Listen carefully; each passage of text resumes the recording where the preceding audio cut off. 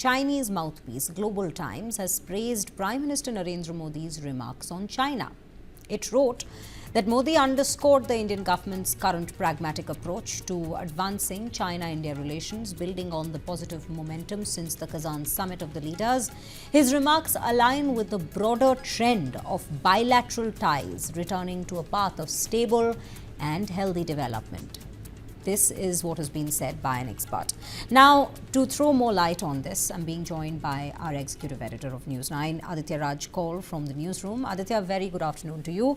You know, yesterday we heard in details as to what was said by the Prime Minister on India-China relations. Not only has he said, firstly, he mentioned that India and China weren't enemies since times immemorial. This wasn't the relationship towards the very beginning between both of these civilizations. It is over time that there has been discord between two nations, but he's also said that dialogue is necessary and that instead of discord, and that is what is going to solve the issues between both these countries.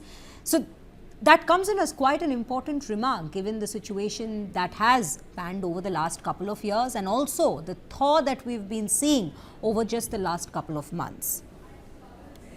Well, indeed, Global Times has praised Prime Minister Narendra Modi's words in the podcast with Lex Fridman, where Prime Minister had said and emphasized on the positive role that India and China can play. Both are competitors, but there can be positive competition. He also referred to the shared civilizational history that India and China have, the contribution that India and China have in the globe at present as well. And it's quite a rare praise coming in from Global Times, which is known to criticize not just the Indian government, but India's strategic stance and posturing, as well as the Indian society as a whole.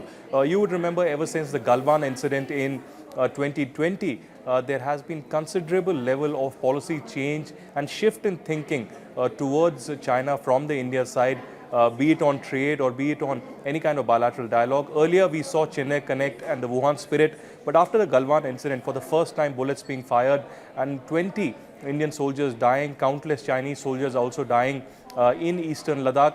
There was considerable pressure and a diplomatic standoff and a military standoff as well between India and China. But there seems to be a thaw ever since the Kazan, where both leaders had met, Xi Jinping and Prime Minister Modi, and there is a positive build-up.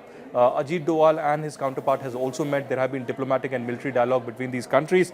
And now we see that during the conversation, Modi highlighted the deep historical and cultural ties between China and India.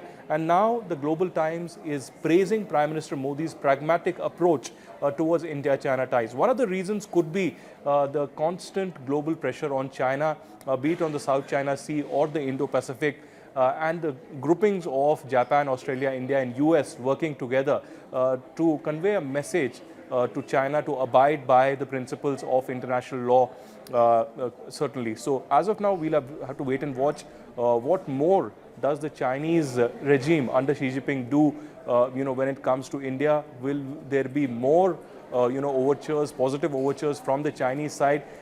This is certainly a major step in the positive direction. Absolutely. So, Aditya, would it be safe to say at this given point that we might be looking at a new chapter between these two nations and the relations that we share with our neighboring nation, China? What next between both of us?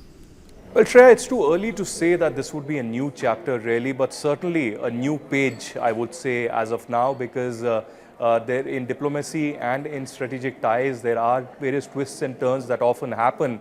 In this time, of course, there's a new presidency in United States, again provoking recalibration, not just in India, but in Moscow and in Beijing as well.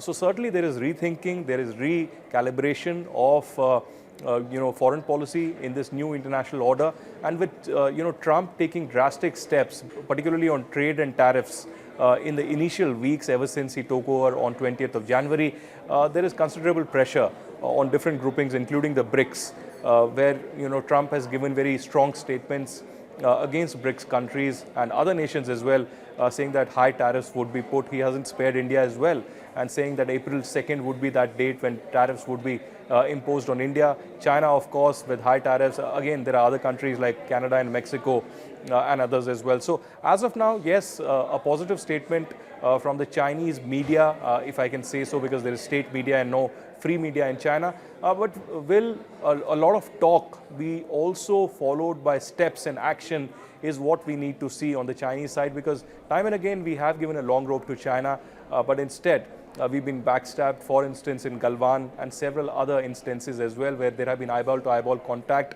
or incursions by the Chinese PLA in eastern Ladakh and other areas of the line of actual control. So as of now, of course, it's a positive statement, but Chinese have larger ambitions as per, the Chinese plan and the China dream of Xi Jinping.